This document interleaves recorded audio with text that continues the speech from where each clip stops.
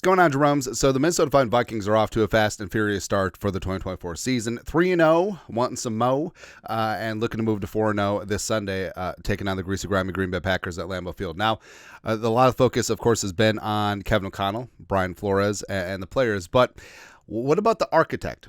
What about the general manager, Kwesi Adofo-Mensah? Now, Kwesi for the last couple of years has gotten some picks right, some picks wrong, some signings right, some trade. But I love that Kwesi's not afraid to roll the dice, and he's been open to some criticism. Rightfully so. And those first couple of draft trades, maybe whatever. They passed up on Kyle Hamilton. I don't know if you've heard about that. Yeah.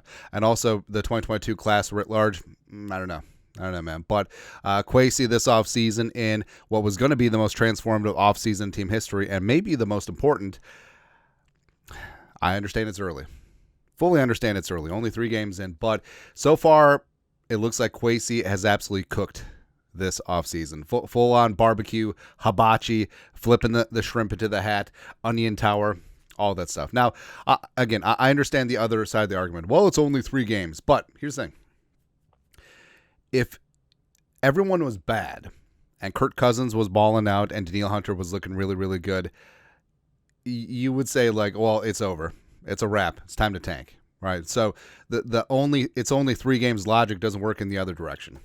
I understand it because I'm biased on the other side. But in my opinion, Kwesi absolutely got the same done. So starting off the top, slinging Sam Darnold, a.k.a. America's quarterback. System fit.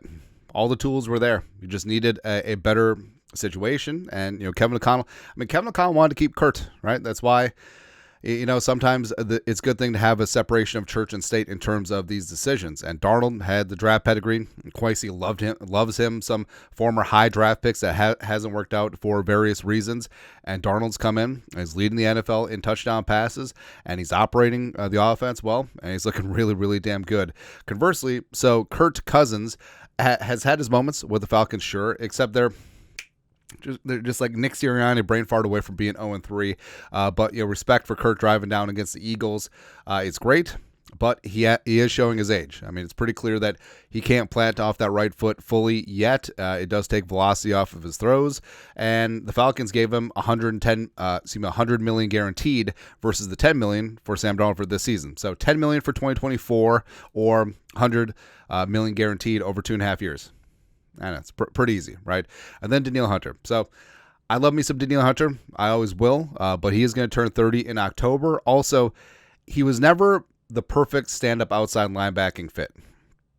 He adjusted, and he bought into the scheme with Donishell in 2022, Flores in 2023, career high in sacks last year, so you always have to respect that. But with the Texans, he's back to playing hand in the dirt 4-3 out left defensive end, which is his position. Is his position in the Zimmer defense, and he's always done very well there. So respect. But the free agents that Kwesi brought in, John Grenard is a beautiful stand-up outside linebacker, better scheme fit for what Flores wants to do. Same thing with Andrew Van Ginkel, already making a huge impact.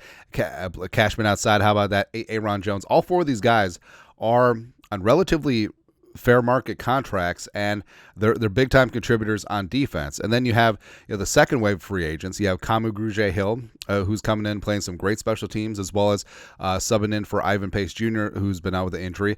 Hottie Ward. I mean, Flores has said Hottie is great for the culture because he's hilarious, as well as his versatility is phenomenal. And then you got the 2 outside corners. I mean, the Vikings, tragic death of Kyrie Jackson, as well as Mekhi Blackman tearing his ACL.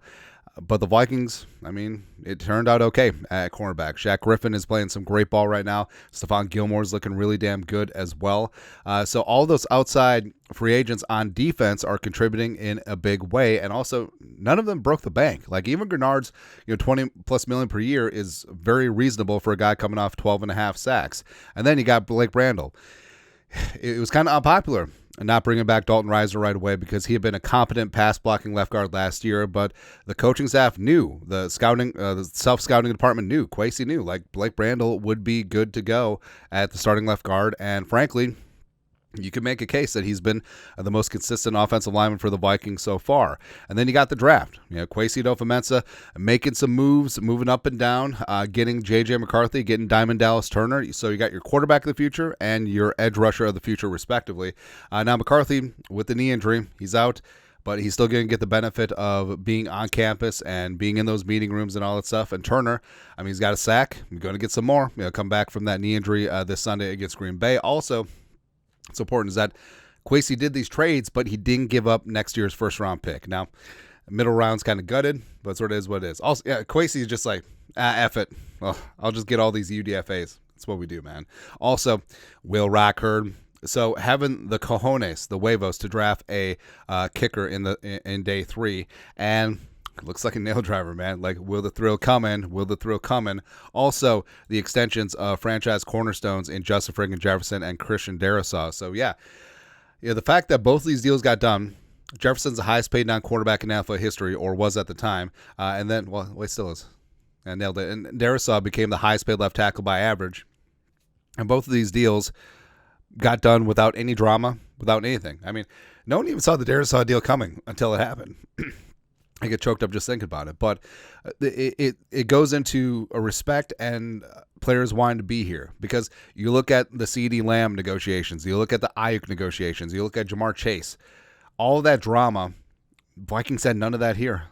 They had absolutely none of it, and they have 2 tentpole players under contract for long term. And speaking of contracts, the Vikings cleared up cap issues, left over from the Spielman regime on some of those veteran contracts. They took the dead cap hits on the chin from the void years from Daniil and Davenport and Kirk Cousins, and now they're projected to have $74 million in cap space in 2025. So they can be players in free agency even after the Jefferson and Darrisaw extensions. And also, this might be huge too.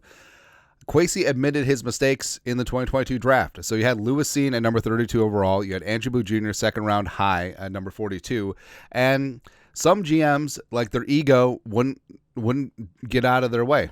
So they'd be like, oh, no, he will work out. Cine is going to stay on this 53-man roster over a Theo Jackson, over a Jay Ward. Andrew Booth Jr. is going to stay here, so we don't need to sign Gilmore. We don't need to sign Shaq Griffin. We don't need to draft Kyrie Jackson, rest in power. We don't need to do anything else at cornerback. But he admitted his mistake. It wasn't going to work out. They traded Booth to Dallas, and they waived Lewis Cine. So I respect that because, like we said, a lot of GMs would just be like, no, this is going to work out. You play them, you coach them, you do that. But it wasn't working, and Kwesi wasn't afraid to move on. So that's something that was pretty awesome this offseason. So overall, even if you're the most staunch Kwesi detractor, oh, he's a spreadsheet guy, oh, he's not the traditional GM, oh, he doesn't have a scouting background, how can you argue with this? Like, how can you argue with the moves this offseason, especially hammering home those free agents on the defensive side of the ball, and also clearing up that cap space, and also J.J. McCarthy's looking really damn good, and also getting Sam Darnold for $10 million versus Kurt at $100 million guaranteed. But either way, of course, some people never give Kwesi the credit. That's perfectly fine. I think Kwesi needed to hit a home run, and he hit a grand slam, which I guess is a home run. He would Shohei Ohtani on this damn thing. I wonder if he had his assistant placing the bets. I don't know. Who knows, man? But your thoughts are thoughts. This offseason, the Vikings absolutely got after. Early returns looking really damn good. Let us know your thoughts. Our thoughts, comment section below. Subscribe for daily Vikings takes. Want to support the work? Put a little something in the Venmo. But till next time, Skol, production value.